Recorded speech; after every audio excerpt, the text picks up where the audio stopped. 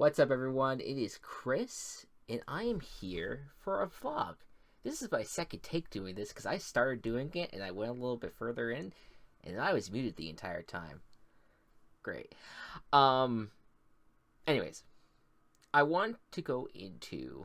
I wanted to do a vlog because timing has kind of stopped me from being able to stream frequently. Um, Circumstances that are out of my control. Um, and I've hinted about things going on in my life IRL that I will continue to just hint at and be a tease about because I want to respect the privacy of everyone involved in it, including my own. Um, but I am I want to do a vlog to fill a gap essentially that I would have if I had streamed, because the plan was I was going to stream on Sunday because Monday we are recording the gaming coop, and most times on those days I don't want to stream just because I want to kind of give room for, hey, let's get a podcast out. um let's work on getting that podcast. The podcast has a lot of energy. We record for that for 2 hours. I don't want to add another like 3 hours on top of that, so it just works out better. So because of that, we have the birth VOD came out yesterday when if you're seeing this, and so therefore today I'm like, all right, let's do a vlog because we haven't done one yet. And I thought about a few different things because, like, yes, I could go into details about what's going on in my life. I'm not going to do that right now. At least in that specific part of my life. I could do another top 10 list, but I'm like, I don't know. I kind of like the cadence of those. I feel like I've been doing. I feel like I don't. I'm not getting like. I'm not loving what the top 10s are right now enough for me to be like, I want to do these all the time. I enjoy doing them. It's just like I want to get to a point where I feel more comfortable with putting out more. I want to get a topic that I love and I want to talk about rather than keep on forcing them out. Because technically we did 2 in January, but the one's lost into the ether because I forgot to save it. Unfortunately, and it's lost after the Twitch VODs go away. So I have 2 out, and I'm cool with those 2 being out, and I'm cool with waiting until next month to do any more top 10s. So then I was like, all right, so what should I talk about? And as you can see here, I want to talk about some of the games I've played this year. Since 2021, when I decided to be a wild boy and push myself to beat 100 games in a year. I have been using the GG app, which is the website that you see behind me, to keep track of the games that I've beaten. And I've enjoyed doing that. Like, I enjoy like going back and being like, oh yeah, I played this game during this year, and like having that memory kind of stored and being like being able to reflect back on that, and also being able to rate the games and be able to rank the games, like, oh, that's super cool. Like, I enjoy that. I know the GG app is not the only app platform out there, but it's the one that I maybe discovered first of the bunch, and also the one that I just feel like is really good overall. So I wanted to talk about the games that I played this year. I felt like it could be a lot of fun to go into details about that. And it's specifically the ones I have not streamed, because for the most part, everything that you have seen, you guys have seen a lot of these games that I've played. But there's others that you haven't, and that's why I kind of want to give the time for them. And I feel like I want to. I don't know where I want to start right now, though. Is the thing.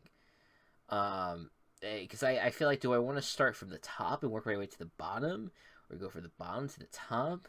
Like, I don't know how I want to approach this. Here's what I'll say. I at least want to give a lot of time to the games that we didn't play on stream. So if you want my like raw reactions out of those games, you can go to those Let's Plays on my channel. But I'm okay with talking about them a little bit here. And yeah, and this is and by the way, like, is this gonna be a regular thing? We'll see. Like, again, this is convenient for me right now, where I'm like, all right, I'm in this situation right now where like I can't get a stream up in time, so here, have a video about this particular topic. Um, that said, like, in if like a couple of months from now or even next week, who knows? Like, I don't know how I don't know how timing is really gonna work moving forward for me, because again, like, things have just kind of shifted in my life a bit. Um, I yeah, maybe that this is gonna be something that happens frequently. Um, but for now, I want to do it. I want to do this. I want to do this video, and I don't know. I feel like I lost my train of thought, so I'm just gonna keep going and start talking about this. So, Backfire Wall. I'll start from the bottom, work my way up. So, Backfire Wall. Um, it's a cool game. But so I rank these games as I play them. Nothing is final. Obviously, no ranking is ever final. There may be final for that video, but my feelings will change on a consistent basis. But right now, where I put Backfire Wall is that I gave it three out of 5 stars on the GG app.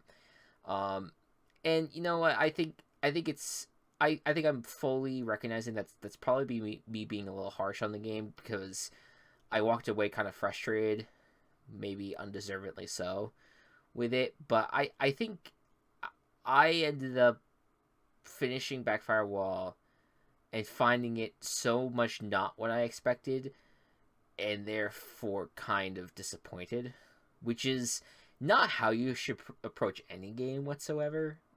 Like, generally speaking, like, you should not go into a game and be like, oh, it's definitely going to be like this, because I think that puts a lot of pressure on the game. That said, I guess I just still didn't really enjoy my time with it. I found like there is so much more deep rooted stuff and so many characters that they kind of threw at you over the course of the game, and like these puzzle rooms that I thought would be more fun that I think they ultimately ended up being, in hindsight.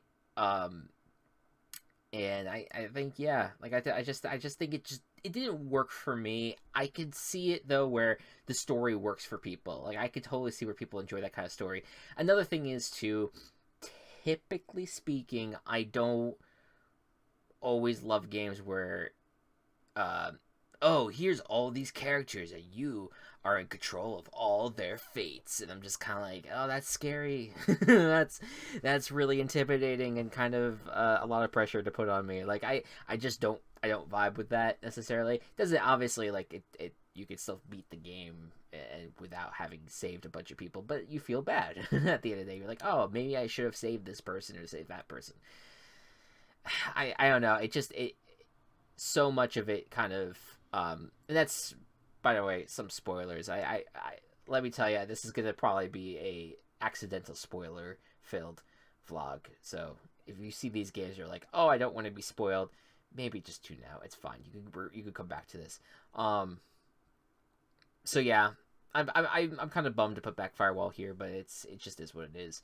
But I hope other people like it. I would recommend it still. Like, I would say, like, hey, like, if you like Portal and you like that meta of that, I think that's the other thing too with this game. It's like, it leans so hard into making puns about being inside of a computer that it kind of becomes ridiculous.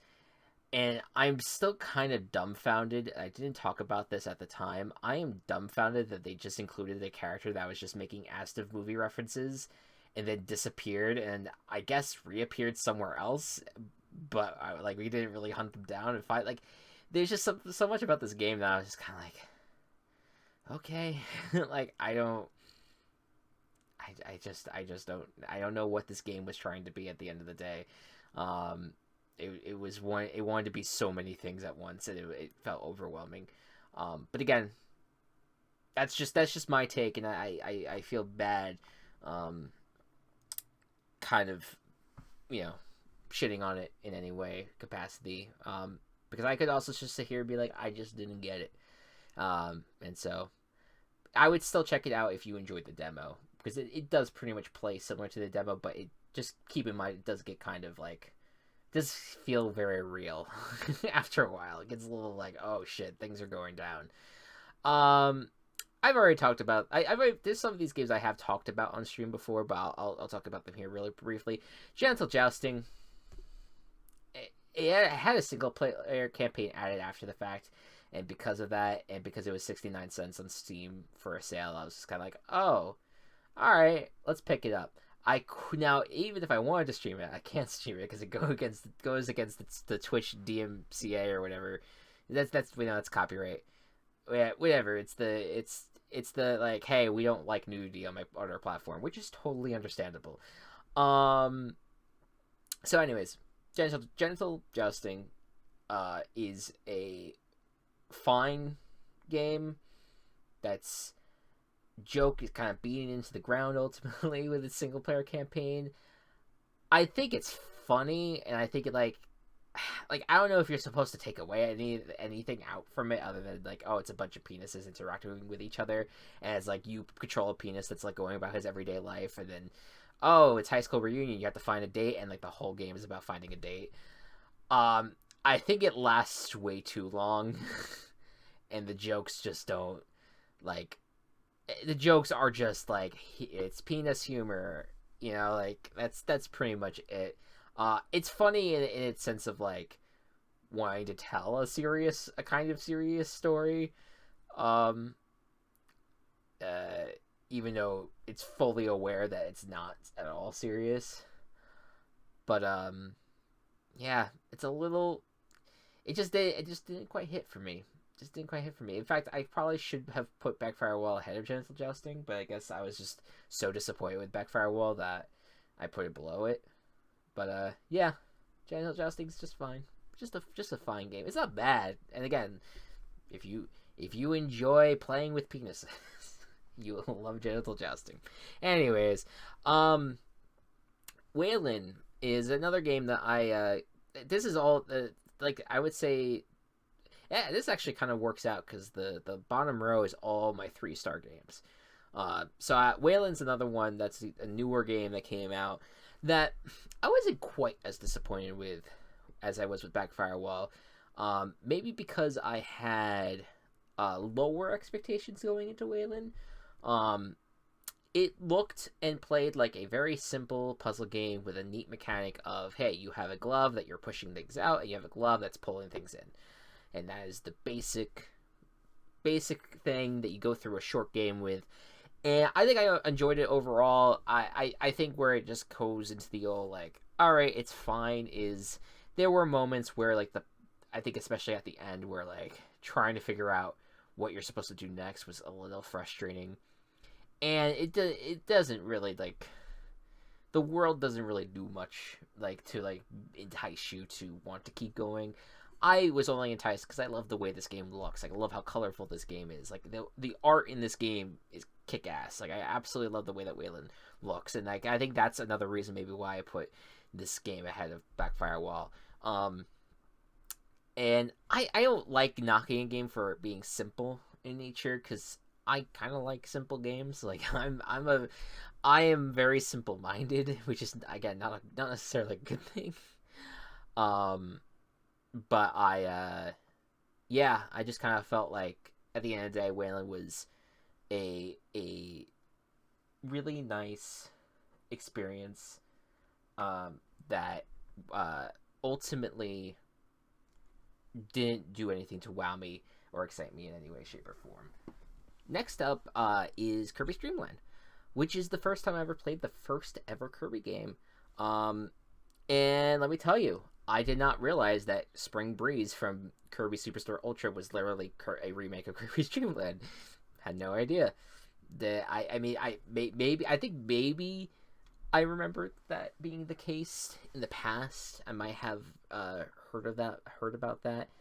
But I don't think my cat's here. I could try to quiet him. Let me get through this thought though. But in general, like I thought the game was fine, and I think, but it's kind of hurt by the fact that, like, oh, I've played this before. I played a newer version of this game before, and I just enjoy that more. And the lack of copy abilities and everything, like, yeah, Kirby's Dream Land doesn't really age all that well. It's again another very simple game. Um, but yeah. That I think that but again, it's what gave birth to Kirby, and so I appreciate it in that front. That's the out of the gate, the games I have the most criticism for, but overall, all four of them, none of them are bad games by any means. So if you feel like you look at those games, you're like, I want to play them, you should go play them. Support, especially the indie the games specifically, like play those games. Let's go into Clawfish. This is a game that came out like a couple of years ago. I saw it first in the Wholesome Direct. It's literally a game where you just go in to a area that's like kind of abandoned. It's like a bunch of piers, and there's these claw machines, and you go in and you just claw out fish, and you collect fish, and that's it. That's the game. It's super simple. It's super quick, and I loved it. It was a great time. I don't know. It gave me good vibes. I enjoyed the atmosphere, just hanging out there and using the claw machines. Going out and finding money, I think, was part of it too. Yeah, like it was just a good time. Like I had a really, it's good for like if you just want to vibe and you want to just put on like a podcast or something for a little bit and just fish out, these like the actual fish, like they actually name them. Yeah, it's good stuff. Yeah, that's all I have to say about Clawfish, but it's great. I love it. All right, here's our another stream game.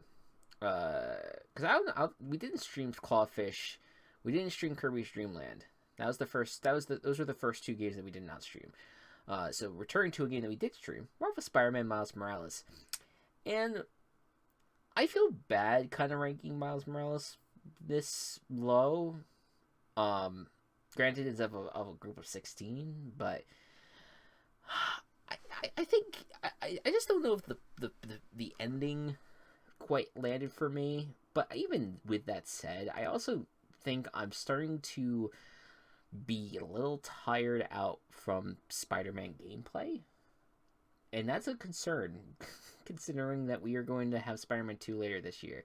Granted, like, the time between me playing Miles Morales, which was in January, and the time we get Spider-Man 2, which is in probably October or November, like, that will be the most time between us playing Spider-Man games. Like, because I played the first Spider-Man, I have a freaking train going by. Everything. Oh, there's a bunch of distractions when you start these videos, and you know what? I just don't feel like restarting. Screw that. Anyways, I played the first Spider-Man in August, when I upgraded my PlayStation Plus to Extra, because that's available on the Extra tier, and so I was like, all right, let's check this out. I'm not a big superhero guy, all right. I'm not big on comic books and movies, and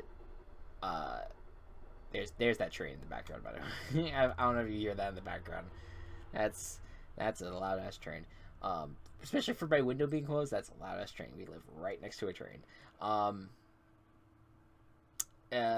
So I'm nothing about superheroes that necessarily like brings me in as I don't know, hipster, I guess. I think that's what I am at this point. But I was like, all right, let's give Marvel Spider-Man a shot. And I like Marvel Spider-Man is legitimately like a fantastic game. I absolutely enjoyed it. The only thing I would knock Spider-Man for is its writing, which has just been a problem throughout all the games that I've played at this point. This game, Miles Morales, and the DLC for Marvel Spider-Man, like the writing is just not great. It's not terrible, but it's just there's just so much cheese, and I just really don't like it. My other problem with Marvel Spider-Man, which I talked about a bit when playing Miles Morales, is I just don't like Peter Parker. I just find him to be arrogant, and like there's something about there's a big difference to me between like a Peter Parker and a Chai, because to me Chai has like this group of characters together that are actively fighting with him, that are going to keep him in line on his arrogance and his stupidity, and therefore kind of elevates him in that way. I also like generally didn't like Chai either, but I could see where I like him more than like Peter Parker, who I just, maybe he has earned the arrogance because of what he's done to save the day, but man, just I don't know. There's just something about him where Miles is like this much more humble character, a guy who is got these powers, doesn't know how to handle it, and learns from Peter as much as he can, and then ultimately then uses those powers to save the day. Like, it was a great story, and I just like an underdog story like that. Like, to me, like, I enjoyed that more than I enjoyed the Peter Parker storyline so much more in that sense. But I don't know, man. Like, Miles, I felt like it kind of rushed the ending where I didn't even understand what happened until, like, I went back and realized what happened, which, like, I think on reflection, like, it was a good ending. It was a good way to have that storyline conclude. And you feel bad for, I'm going to forget her name, but you feel bad for his friend who clearly wanted to stand up against this organization, and I was kind of rooting for her to pull it off, but understanding that like they were a bunch of steps ahead of her and were going to destroy a lot of innocent lives because of her actions that she did not want to actually hurt. So yeah, it's just a really tragic story, but the guy got his comeuppance, I guess, so that kind of, I don't know, there does feel like an emptiness about that ending that you're just like, oh, damn it. Really spoiling things right now. By the way, you're like really digging into spoilers, I recognize. Anyways, so yeah, that's I don't know. I guess I walked away from it being like Miles Morales is great, but I feel like I didn't fall in love with it, and I didn't like go through doing the side quests and everything, because I just think I might be a little burnt out from Spider-Man. And just because I think part of that is also that it's not my typical type of game. Like, I'm not an action game guy. Like, that's not, I don't seek that out. I usually play those games that they give me like the accessibility options to or the approachability, like, in general, to these things. Like, if I can approach it and play it as someone who's not into that kind of game, then I'm like, okay, yeah, like, I can then enjoy this video game. But even having so much action just is so overwhelming, so tiring, and it's so, my ranking of this is more of a reflection on myself than it is the game. I think this game is great. I could kind of see why people like Miles Morales more than Marvel Spider-Man, and I think a lot of it has to do with Miles as a character, because I think he's just a fantastic character. But yeah, it's just. It just, I think I played it at the wrong time, but considering I wanted to play it before Marvel Spider-Man 2, I didn't really know when else was going to be the better time. So there you go. Here are a couple of games that I played off stream. Donkey Kong Country at 10. This is my first ever Donkey Kong Country game I've beaten, and I want to beat 2 at some point this year. I would like to beat I would love to beat Tropical Freeze too. Like, those are like the 3 games that, for the 3, this game, Country 2, and Country Tropical Freeze are like the 3 Donkey Kong Country games I want to beat.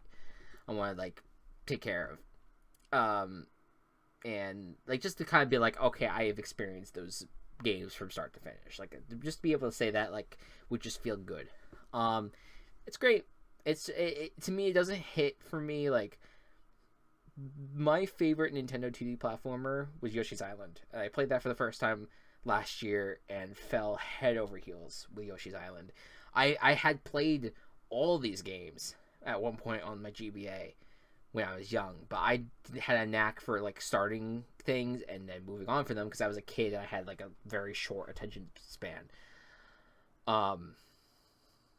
But I look at this game and I'm like, I totally see why people like it, and it seems like it's a great time.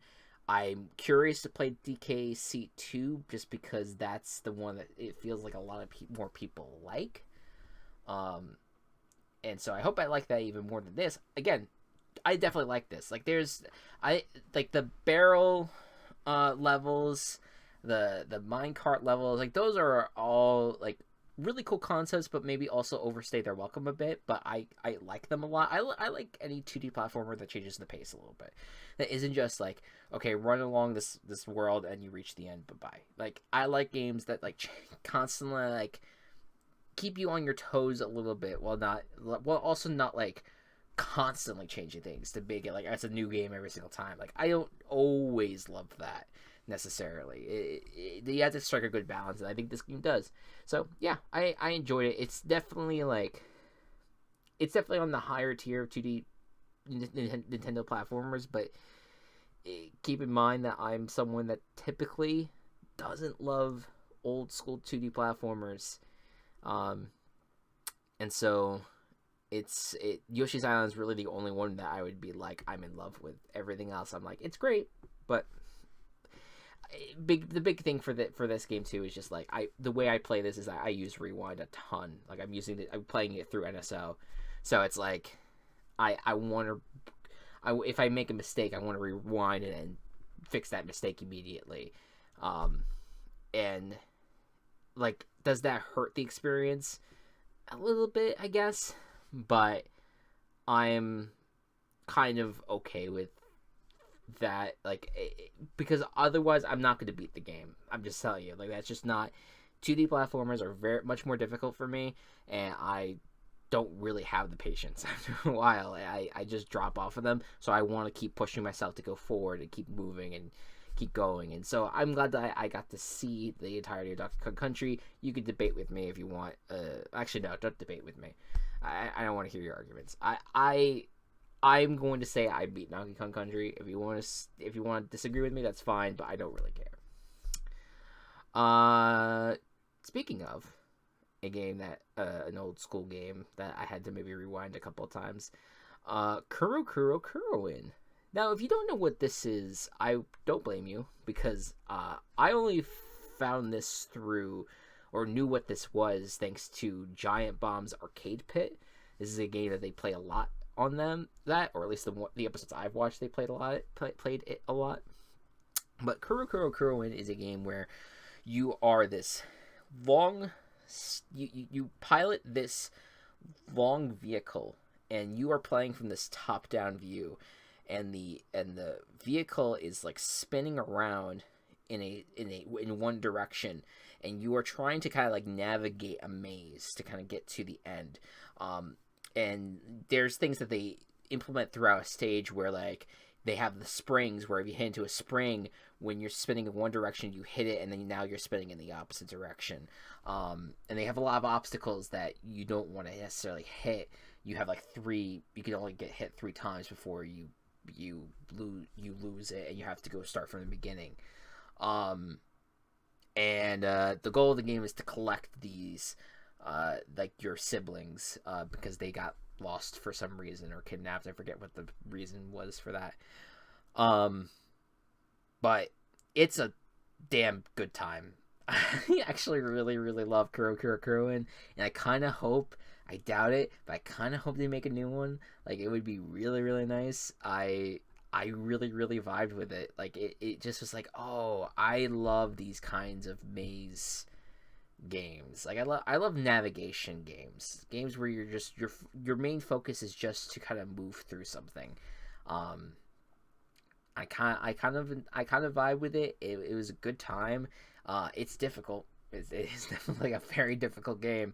At the further you go along, but I definitely recommend it. Like, in terms of the GBA catalog, which that's a big reason why some of these games are on here, because the GBA and original Game Boy games are now on NSO. I highly recommend playing them. Like, this, like, Kuro Kuro Kuroin for sure is one, and we'll talk about one later. But like, this one is like super good. Like, it's worth trying out. I like, don't push yourself to beat it, because again, it is a difficult game. And I had to use rewind at times, so whatever, put the asterisk on it, I guess. Um, but yeah, it is so much fun. It's really fun to navigate. It's super fun to get through the levels. I love the music in this game is really good. Like, it's surprisingly good. I hope they bring it back. I don't know. I doubt they will, but hey, it would be cool to see it. The ship, the stick, it is in Smash Bros. I think it's as an assist trophy actually. Um, all right, Moncage. This now we're going to a bunch of games that we have streamed. In fact, all these games we have streamed except for the number one. So we'll go through these quickly. But Moncage, great game, great puzzle game of trying to overlap things within a cube. It's super neat. I wish I kind of understood the story more throughout. I think maybe that's my that's kind of a knock. I don't want to knock it for that though, because I do think the puzzle mechanics were super neat. I enjoyed the experience a lot, and I definitely felt like there was times when I forget what my big thing was. I brought it up on stream, so I would go watch that video to get like my surface level thoughts. It was a lot more clear at that point. But again, I've played so many games. I've actually beaten like 3 or 4 games since Moncage, and I only beat it like last week. But yeah, so there was something about like certain mechanics of like that felt a little obtuse, like trying to find certain things to make certain connections, and like how they would not let you make certain connections until you have accomplished a couple of puzzles, and then you get to that point where you can make the connection and it works. Like there's some things about that I didn't love, but overall, man, like it made me like now like keep on top of what I think Opto Illusion is what the developer is called. It's gonna make me get on top of like what they're making next, because I feel like they nailed it with Moncage in a lot of ways, even though again like smaller criticisms for it, and I'm excited to see what they do next.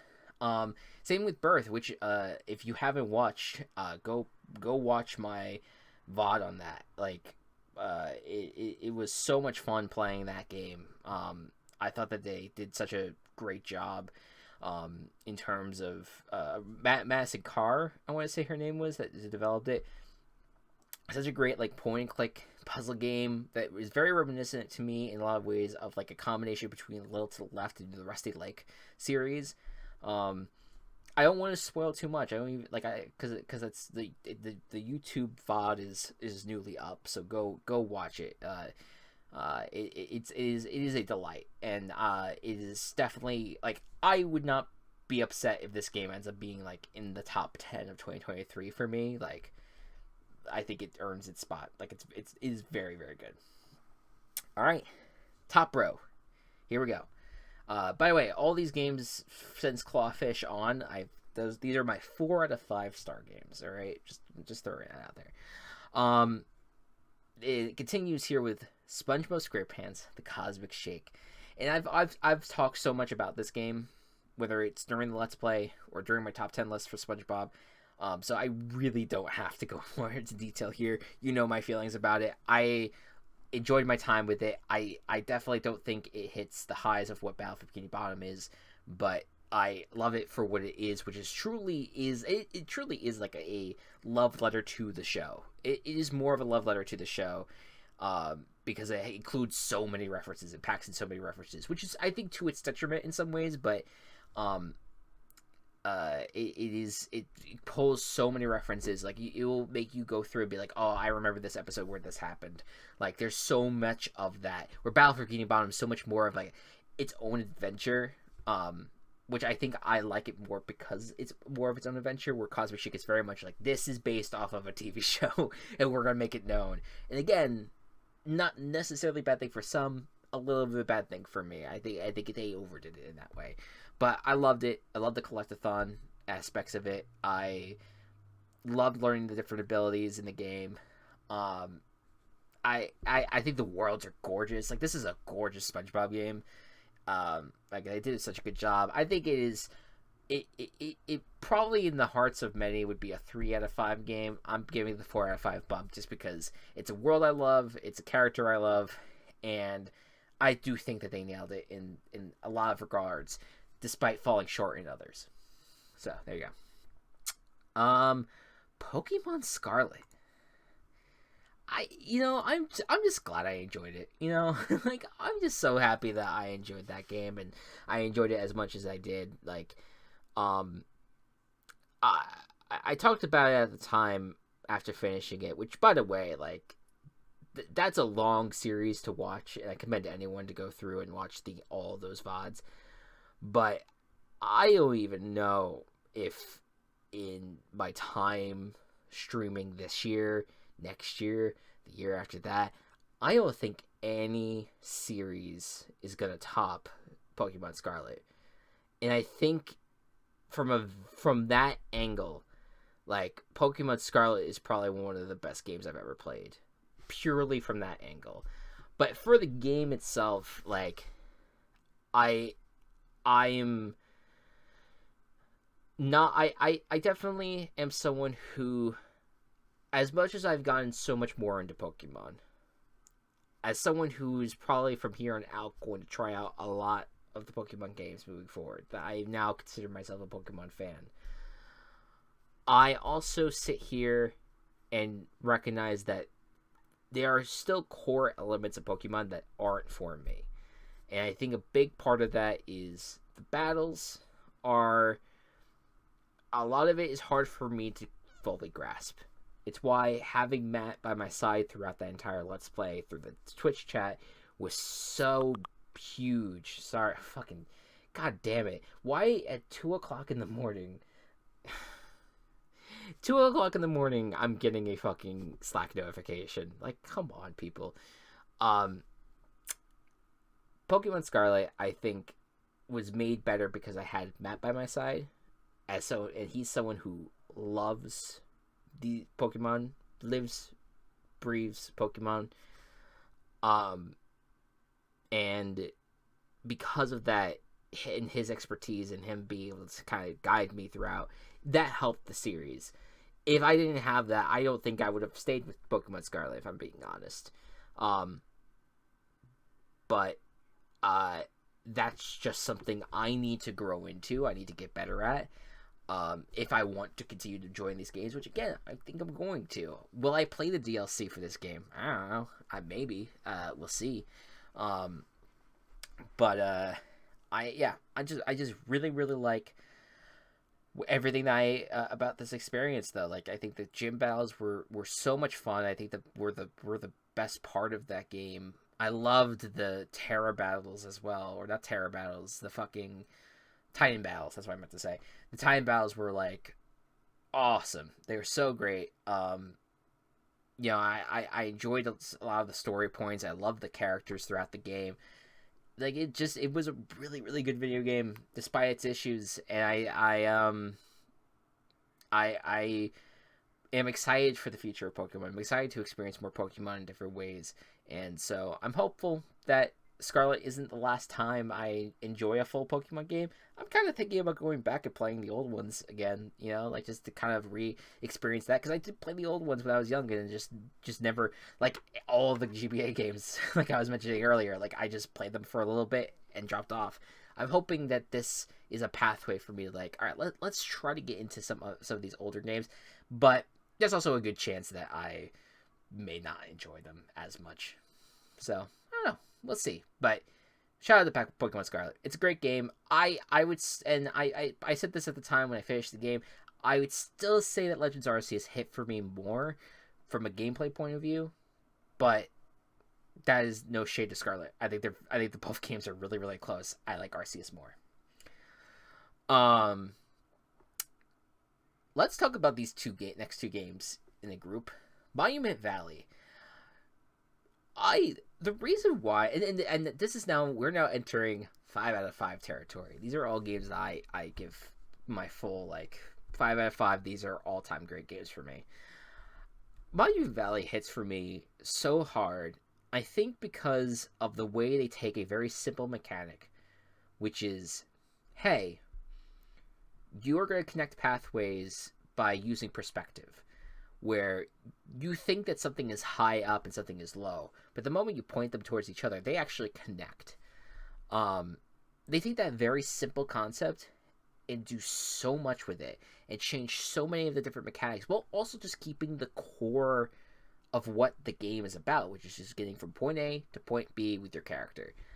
And I think Monument Valley, its DLC, and Monument Valley 2 are just iterating on it on that concept in the way that is freaking genius and is so engaging, is so much fun. It's not difficult, and I honestly I'm so happy that it's not. It is a delight going through it. It's like walking through a cotton candy tunnel and just taking it in, and just it's not a difficult pass through, but it's enjoyable. It's all different kinds of colors of cotton candy, and you're kind of breathing it in, you're feasting on it.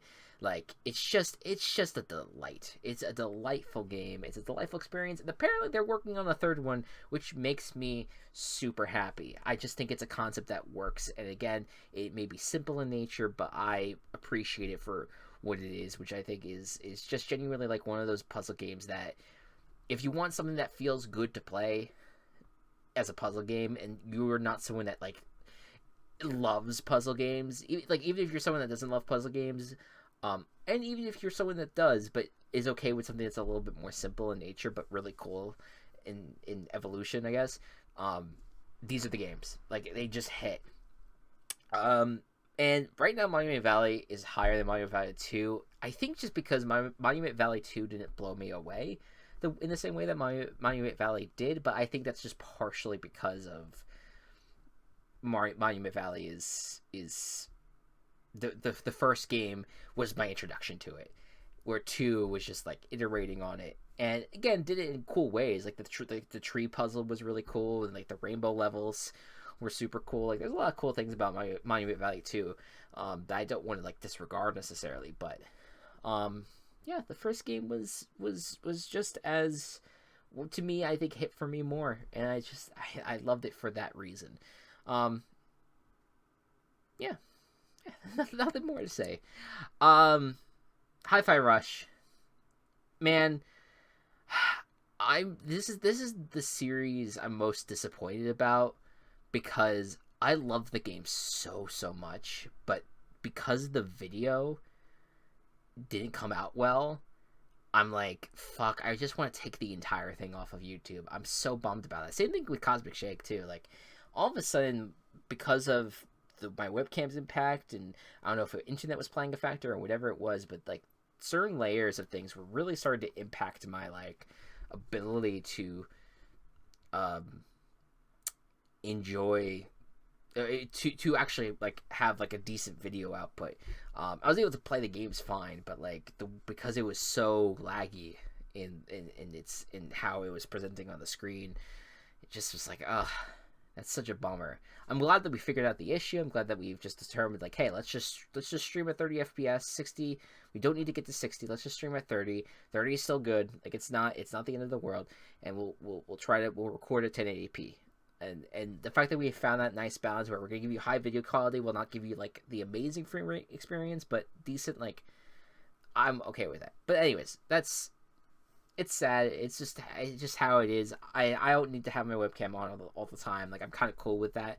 Like, for these instances, I like when I'm talking a lot, I like having my webcam on to talk about these things. But yeah, like, otherwise I am okay. Like, I am completely chill with having webcam off for everything at this point, so that just to keep the video running well. Hi-Fi Rush is such an incredible video game, and its soundtrack is amazing, and I just listened to the streamer version of it. Like, so and others did not. Others just listened to the regular music, and so and it seems like it's hitting for them too. And so, like, they did such a good job with one of the most important aspects of a rhythm game, which is the music. They kicked ass. And I was surprised how much I enjoyed the action sequences. I got overwhelmed by it, but that's again like talked about it earlier with Spider-Man. Like action sequences do tire me out. Like that's just I'm just not used to pushing myself through those type games. So I got tired out from it, but it still was so much fun because there's still like a lot of these combos and a lot of these different methods of attacking that kind of worked for me, and I was grasping a lot more than I thought I was going to be able to, and it made the experience a lot more fun in that sense. I loved the characters in this game. I love the setting of this game, the art of this game. So much of it is just incredible. And this is all a game that we did not even know existed a month ago. Like that's insane. That's incredible. I'm I'm super happy about it. It has a very strong chance of being my game of the year of 2023 already. Obviously there's so many games left to be played. Um but I also but because of how good the quality of Hi-Fi Rush is, um I I don't think that it's going to I would think it's going to be hard for another game to top it. But hey, there's a lot of indie games I'm looking forward to. There's maybe a surprise AAA game that might come out that I'm like, oh shit, like this hits for me so hard. I don't know, like that could happen. But right now, Hi-Fi Rush is like that's my shit. That is my game, and it's so good. But it's not number one on this list. We're gonna, this is the another game that I played off stream, and I kind of wish I didn't, because guess what? I didn't use Rewind for this one. Did not use Rewind for this game. It is WarioWare Inc. It says Minigame Mania on there. I'm pretty sure that's like the PAL version name. But locally, it's WarioWare Inc. Mega Micro Games. It is the very first WarioWare game. I'm a huge fan of WarioWare. I've played it since WarioWare Touched, and I've played Smooth Moves. I've played Gold. I've played Get It Together. Those are like all the core WarioWare games that released since Mega Micro Games, not counting Twisted. I have not played Twisted. That's the other one that I have not played. Touched was my first ever WarioWare experience, and then I just continued playing the games as they released.